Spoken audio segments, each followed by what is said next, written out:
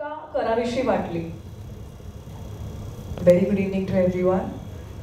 खरं तर आजचा हा जो दिवस आहे ट्रेलर लॉन्च, या एका दिवसाची मी इतकी आतुरतेने वाट बघत होते.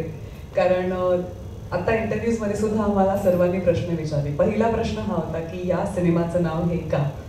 हा प्रश्न मी, प्रार्थना, अभिजित खांडकेकर, अमेय वाघ सगळ्यांनी या दोघांना विचारलाय.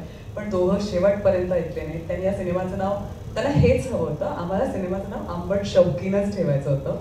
पण नंतर जेव्हा अक्षय मला भेटायला आला स्टोरी नरेशनसाठी, बराच काळ गेला त्याच्यामध्ये, आणि जेव्हा मी खरी स्टोरी ऐकली या दोघांकडून, तेव्हा मला एक सेकंदही नाही लागला हो म्हणायला. कारण जान्हवी हे कॅरेक्टर मला इतकं आवडलं होतं.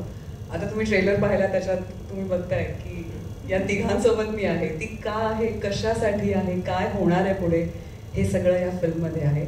आणि ऑफकोर्स जे नाव आहे आंबट शौकीन, या सिनेमात काहीही आंबट शौकीन दिसणार नाहीये, हे मी अगदी ठळकपणे सांगू इच्छिते.